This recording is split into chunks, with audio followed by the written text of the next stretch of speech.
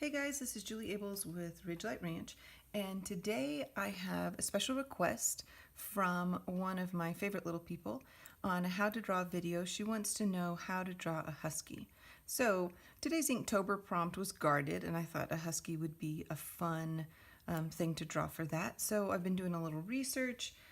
So this is the way I thought I'd show you guys this, just so you can kind of as kind of a background behind the scenes thing. This is how I figure out how to draw something simply. First, I draw it more complicated, and then I keep breaking it down and trying to make it simpler and simpler. And so this is my simple version of the husky, and that's what we're going to start with today. If you want to draw one of these more complicated versions, it's just adding a little bit of detail, but the look, the overall shapes and the proportions are the same. So let's get started with that. I'm actually going to keep this here, but we can see it and move this one out of the way. All right, so the first thing that we're going to do today is draw a couple of circles. And the first circle is going to be kind of the inner circle of this hairline, and the outer circle is going to be kind of the outer bit. And some of the distinguishing features of the husky are, of course, the bright blue eyes, but also this really distinctive hair pattern. And so we're going to capture that with those two circles. And then we have ears that point up and a fairly kind of squared off snout. Some dogs have a kind of a sagging upper lip. Huskies don't. They tend to be pretty squared. And then we will continue with the body and some of the distinctive hair coloring. So we're going to start off with that kind of circle that forms the inner face. And I will say, just to get you started here, notice that I'm drawing as lightly as I can. That's because this line, this whole line, is going to be erased in the end. And learning to draw, if you're getting frustrated, learning to draw lightly is an acquired skill. So that's something that you can just practice on. Learning to draw a perfect circle is an acquired skill. In fact, I believe it was Giotto that drew a perfect circle when the Pope sent an emissary to have him prove his worthiness as an artist. He just painted a perfect circle, and the Pope was duly impressed, as he should be. Okay, so after you got your circles, you're going to draw two lines through them. Now this whole, whoops, that's not through the center. Try to draw it through the center. All right, now this whole structure here is going to be completely erased in the end, so that's why we want to draw it really light. But it helps us place a lot of the other features where they need to go. So the first thing we're going to do is the eye. And I will say the shape of the eye tends to be kind of a curved line, and then another curved line. I'm not going to start at the point. I'm going to come in a little bit. Another curved line. See, I've got two kind of half crescent shaped lines there. Now, if you want it to look like a happy little dog, you might kind of square those out so that this kind of radius here is flatter. If you wanted him to look more sinister, you might have them kind of angled up and maybe a little narrower. All right, so that would change the feel of the eyes. I'm going to have mine be kind of a medium to happy little guy here. And now the key, the most important thing, is that you make them symmetrical. And that can be hard, so take your time. Give yourself a little time, give yourself some grace, and try and make them as symmetrical as possible. The shape is not nearly as important as the matching, because when we look at something, we think symmetry is beautiful. Over and over again, artists have shown that people prefer to look at symmetrical beings like humans and dogs and animals. When something looks symmetrical, we like it a lot better. Okay, so that's the beginning of our eye. Now, to come in with the kind of the eyeball, I'm going to make two more curved lines. So this line is going to be curved here, and this line is going to be curved here. It's almost as if I'm drawing that eyeball, right, that circle, but I'm not drawing the line above and below. If you're having trouble, just go ahead and draw the circle and then erase the line above and below. This is going to give you kind of a curved line here and a curved line here. All right, so that's what our eye is going to look like. Now, in a human, this would be the white of the eye, but in animals, it tends to be dark, so we're going to go ahead and fill that in. I find when I get the eyes done, somehow I'm energized to keep going with the whole drawing, because then he kind of, I don't know, it kind of speaks to me like it's like it's a real little animal then, as opposed to some like ghostly shape of an animal. So I'm just going to fill in these. Again, trying to keep it symmetrical as much as possible. Okay, now, oh, I lost a lot of my symmetry there, didn't I? Might have to come back in and reshape that a little bit. Okay, now the next thing is to give him or her, the actual center of the eye. Now, Huskies are known for these bright blue eyes, but we still want the black in the center. Now, it could be dead center. I like to start my little iris dead center and then come up from there. So he's looking just a little bit up, because a lot of times when we're looking at dogs, they're looking up at us a little bit. So this is my little eyes looking up. All right, now I'm going to give just a few little lines to insinuate the start of the muzzle, and they're going to cross over this center line for us. And we're going to come back and we're going to do the nose and the mouth here in the center. So we're going to have the mouth's going to come right here, right? And so from here, we're going to have the nose. And for dog noses, I usually start with a triangle and then just kind of curve all my straight lines. And I end up with something that looks, pretty much like a dog nose. A little narrower at the bottom. All right, and then we have a little line. And now this part here, this is like his upper lips. And in some dogs, it's really droopy and comes down low. But in a Husky, it's pretty tight. He's kind of got a tight upper lip. He's got a serious little look. And then not too wide either, so I'm going to curve it pretty quickly. All right, so that's kind of the center of my little Husky's face. Now I want to get this distinctive hair pattern and his ears. Okay, first I'm going to start with his ears. I'm going to draw some lines kind of up here. They're going to be kind of above the eye, and that's going to be my guide. That's going to help me figure out where I want the ears. Right, so I've got a curved line that's curving in, and then the opposite curve. So my ear is a curve and another curve.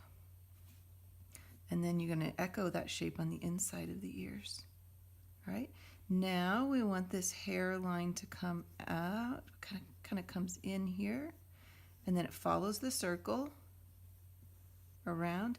And now the place where the hair comes back in before it comes out varies a lot from dog to dog. So if you have a pet Husky, I encourage you to look at your dog and see, where do these lines occur on your dog? Sometimes they come way up high, sometimes they're way down low. On this one, I left him pretty low. So on this guy, I think I'm going to do him up high. I'm going to have him come in, and then it's going to come back out. All right. And then I'm going to have him come probably about halfway between my two circles, and it's going to come down. I'm going to take this outer circle and come down with it. So this is kind of the bottom of his face, and all this is kind of his neck and belly fur, kind of all just flows one right into another, because they're really fluffy dogs.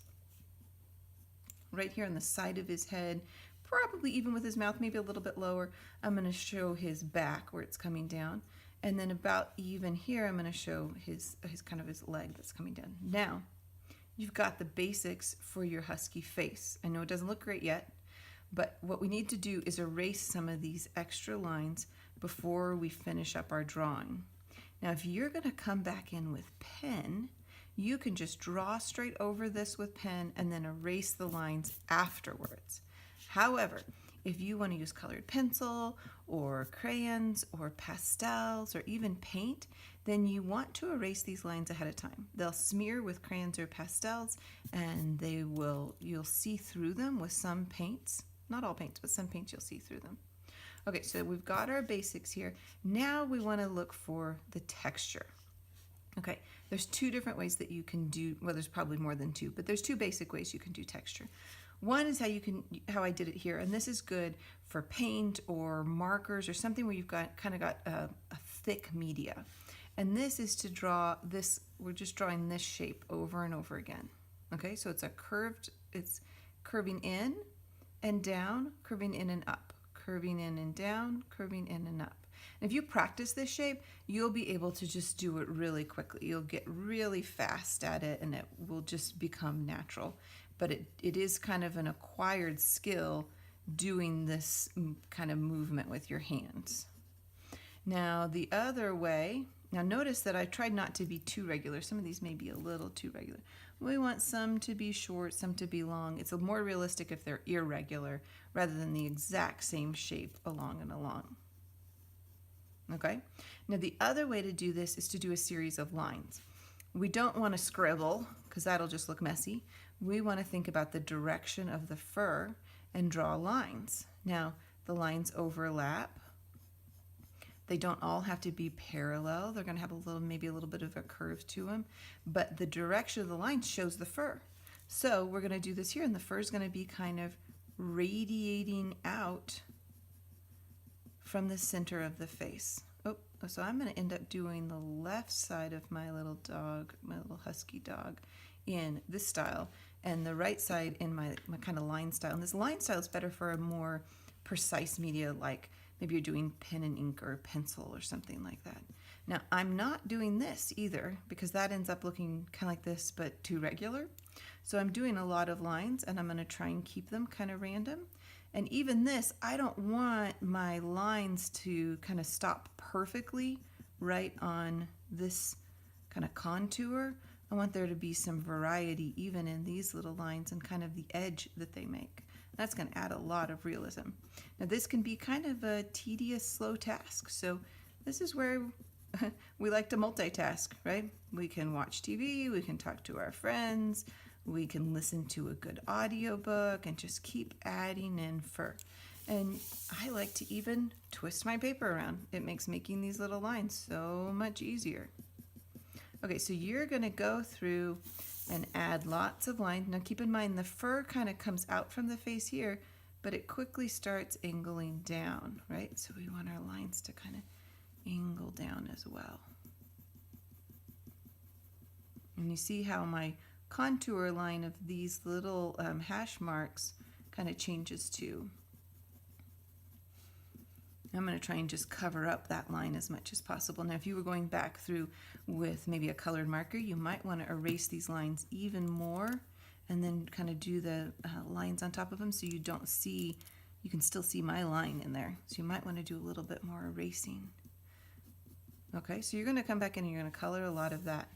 You can see, and now on this side, this would be like markers or paints or something, and so you would color it in. But I will tell you, almost any media you choose, you will be able to see the direction you color. So one of the ways that we try and stay really tidy with our coloring is being mindful of the direction of our strokes.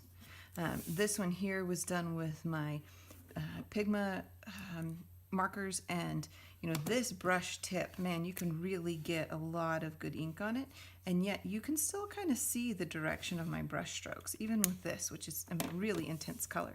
I'll say if you're looking for just a good set of basic ink brushes, I really like these. Just FYI.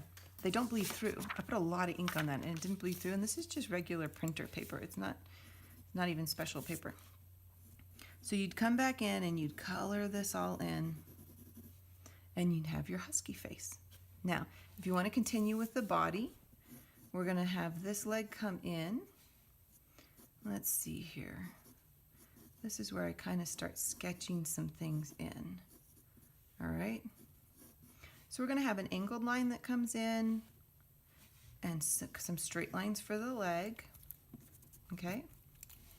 And then the paw is going to be kind of a flat on the bottom because he's pushed his paw up against the ground, and then it's going to kind of come in. That seems a little over the top, doesn't it? That's still maybe a little much. His paw doesn't stick out that much. All right, it's just to give us the feel that maybe we're seeing his paw kind of from a direction. All right. And then this side, this is going to be his hind leg. So it kind of comes out. And then this is his back foot that we're seeing. Probably have the kind of the piece of the back foot coming here. Maybe a little bit of his belly, but down here. And now here we've got the folded kind of back foot that is visible on the side that's visible. So let's have this come in. We kind of want this line to be about the same as this line because that's probably where his feet would be seen. That way he kind of feels like he's sitting on a surface. So we're going to have that line in, and then the paw would kind of come back, and we'd have a big curve that is his kind of hind legs. Now, during different times of year, the husky is fluffier than others. This husky ended up very fluffy, maybe even a little Garfield-esque. He looks maybe a little too fluffy. So I might try and slim him up a little bit, see if I can kind of pull him in a bit. Then you just want to come back in with whatever method you're using to add some of that distinctive coloring. So they're going to be, they're very dark on the back. So all of this will be shaded. Or you can have your little lines. And again, the tops of their legs tend to be shaded. But the bottoms of their legs tend to be a lighter color, so you can add some color in there. Now the tail. The tail on it, this is one thing that's a little different on a husky versus a wolf. A husky tends to have a tail that kind of curves back at him. So I'm going to start off fairly narrow, and then I'm going to get wider, and then I'm going to get narrow real fast, and it's going to make a tip. And I want the tip to be white. So I'm going to kind of think about my texture, whichever texture I've chosen. And a lot of times a husky will have kind of dark on top, light on bottom, and a white tip. The white tip seems to be fairly common in huskies. So you'll want to color this in with your black markers or crayons or whatever it is that you're using. And that is how we do a little husky. So I hope you have fun. Emily, I would love to see your husky drawing. I hope that you will post it online for us, and anyone else who gives this a try. You can even post it Inktober 2018 and join us there. We also have another hashtag that we've been using. We call it Kid Friendly Inktober.